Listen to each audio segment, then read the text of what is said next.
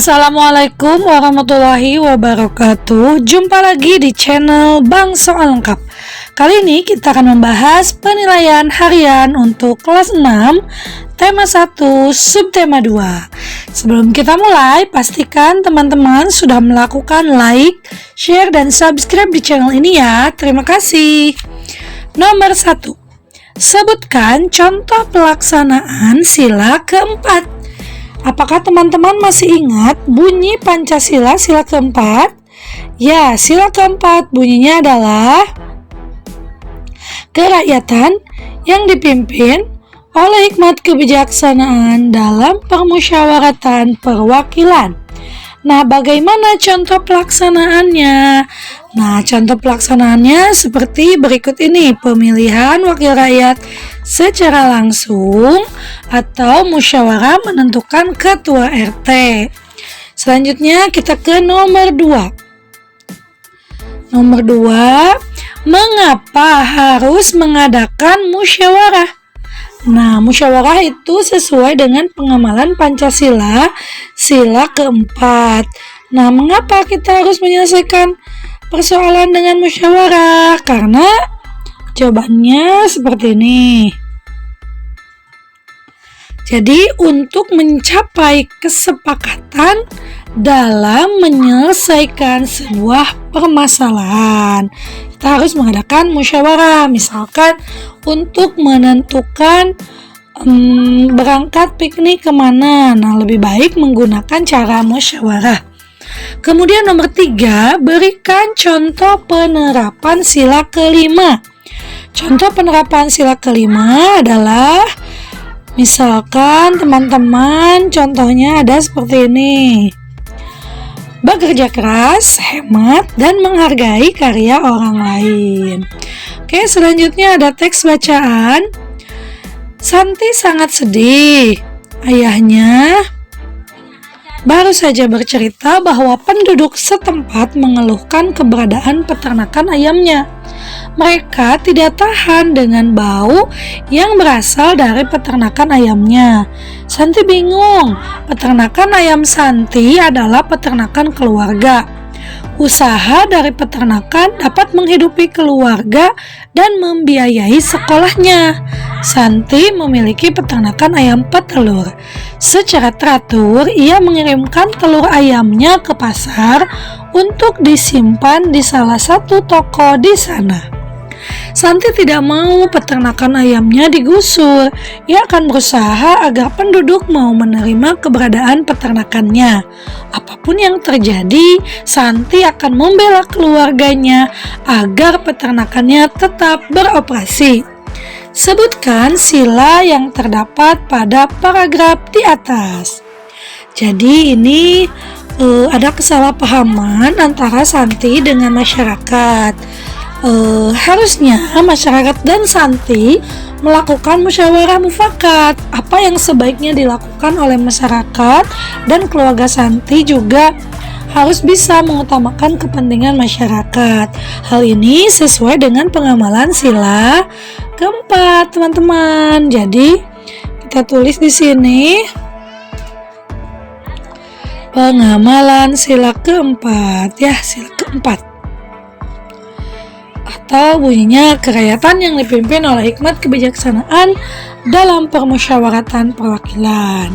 Oke, kita lanjut dengan nomor 5. Informasi apa yang didapat dari paragraf berikut? Barusan sudah disampaikan tentang Santi dan keluarganya ya.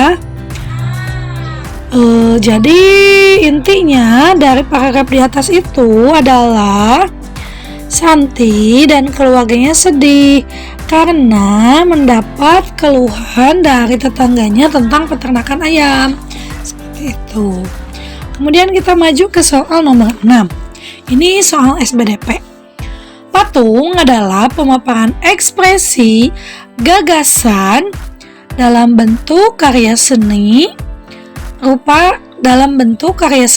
tiga dimensi yang merupakan tiruan dari bentuk manusia dan alam dengan menggunakan berbagai teknik khusus seperti teknik pahat, cetak, membutsir, dan konstruksi. Pertanyaannya, Berdasarkan paragraf di atas, sebutkan teknik pembuatan patung. Nah, tadi ada di dalam kurung bahwa teknik untuk membuat patung adalah, jadi kita isiin dulu di sini. Jawabannya adalah teknik pahat, teknik cetak, membusir, dan konstruksi. Oke, lanjut ke soal nomor 7. Ada pembahasan tentang Myanmar. Kita baca dulu paragrafnya. Mata pencaharian utama penduduk Myanmar adalah pertanian, pertanian, perkebunan, dan pertambangan. Padi merupakan hasil utama dari pertanian di sana. Myanmar merupakan salah satu negara penghasil padi terbesar di Asia Tenggara. Pertanyaan nomor 7, informasi apa yang terdapat dalam bacaan di atas tersebut? Nah, jadi disebutkan tentang pertanian di Myanmar. Kita dapat memperoleh informasinya dari kalimat terakhir yang ini. Myanmar merupakan salah satu penghasil padi terbesar di Asia Tenggara. Maka kita jawabannya yang itu. Kita simpan jawabannya di sini. Oke, kita lanjutkan dengan soal nomor 8. Nomor 8 ada teks bacaan tentang penduduk Vietnam. Kalau tadi Myanmar, sekarang Vietnam. Kita baca dulu. Perekonomian sebagian besar penduduk Vietnam adalah pertanian. Padi merupakan hasil utama pertanian di Vietnam. Industri di Vietnam meliputi tekstil, semen, pupuk, kaca, dan ban. Pertambangan di Vietnam menghasilkan emas, biji besi, timah, gamping, fosfat, tungsten atau wolfram, dan seng. Hasil utama hutannya adalah bambu, kina, kayu, dan kayu manis. Terdapat 2 sungai penting, yaitu Sungai Mekong dan Sungai Songkak. Sebutkan hasil hutan negara Vietnam. Jadi yang ditanyakan adalah hasil hutan negara Vietnam. Ada pada kalimat sebelum kalimat terakhir, yaitu yang sebelah sini nih. Kita isi dulu. Jawabannya adalah bambu, kina, kayu, dan kayu manis. Oke, lanjut dengan soal nomor 9. Negara ASEAN yang paling maju adalah, ditanyakan negara ASEAN yang paling maju. Jawabannya adalah negara yang kecil tetangga kita, yaitu negara Singapura. Kita tulis Singapura. Oke, gampang ya. Negaranya kecil tapi industrinya sangat maju. Nomor 10, sebutkan hasil perekonomian di Indonesia yang diekspor. Jadi kita akan mencari hasil pertanian negara Indonesia yang diekspor. Nah, jawabannya adalah Indonesia itu mengekspor banyak, diantaranya ada hasil bumi, bisa juga hasil tambang. Hasil buminya ini seperti ini. Kita akan tulis dulu jawabannya. Timah, tembaga, besi, minyak gas, dan nikel. Selain itu, Indonesia menghasilkan pupuk, tapioka, karet, kopi, kelapa sawit, dan tembakau. Ikan tuna, udang, dan teh juga diekspor ke negara lain. Jadi banyak ya hasil ekspornya. Nomor 11, negara yang dijuluki negara gajah putih atau negara seribu pagoda, juga disebut lumbung padi ASEAN, adalah negara. Jawabannya adalah lumbung padi ASEAN adalah Thailand. Kita tulis Thailand. Kalau di Indonesia dibacanya Thailand, kalau dari luar negeri Thailand. Nah, ini Thailand ya. Kemudian nomor 12. Apa fungsi patung monumen? Ini pelajaran SBDP. Patung monumen itu contohnya monumen nasional.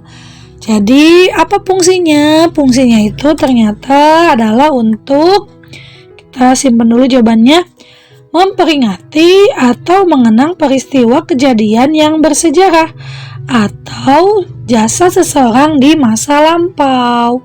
Jadi untuk mengenang peristiwa bersejarah atau untuk mengenang jasa pahlawan ya.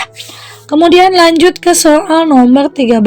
Jadi ini ada 15 soal. Kita baru nyampe soal nomor 13. Apakah yang dimaksud dengan ovipar, vivipar, dan ovovivipar? Sebutkan contoh hewan ovipar, vivipar, dan ovovivipar. Nah, kita akan tulis jawabannya. Teman-teman ingat, hewan itu banyak sekali perkembangbiakannya. Nah, ovipar adalah hewan yang berkembang biak dengan cara bertelur, sedangkan hewan yang berkembang biak dengan cara beranak disebutnya hewan vivipar, sedangkan hewan yang bertelur dan beranak disebutnya ovovivipar. Kita tulis dulu jawabannya. Jadi ovipar adalah hewan yang berkembang biak dengan cara bertelur, sedangkan hewan yang berkembang biak dengan cara beranak atau melahirkan disebutnya adalah vivipar. Kita beri tanda dulu sebagai jawaban, ini adalah dari mulai kata ovipar ya. Nah, kemudian ovovivipar adalah hewan yang berkembang biak dengan cara bertelur sekaligus melahirkan. Contoh ovipar, ayam, bebek, dan jenis burung lainnya. Contoh vivipar, sapi, kucing, dan gajah. Contoh ovovivipar, ini ovovivipar nih, belum ditulis ovoviviparnya. Contoh ovovivipar adalah kadal, bunglon, dan ular.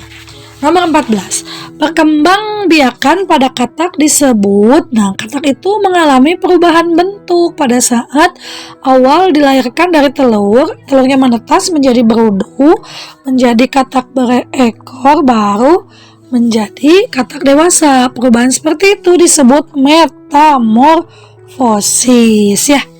Kemudian nomor 15, hewan ini memiliki indera pendengaran yang sangat baik, lebih baik daripada manusia, dan keluar pada malam hari. Hewan ini juga berperan besar dalam penyebaran dan penyerbukan tanaman. Hewan tersebut adalah, nah ini hewan yang pendengarannya sangat baik. Hewannya adalah kelelawar.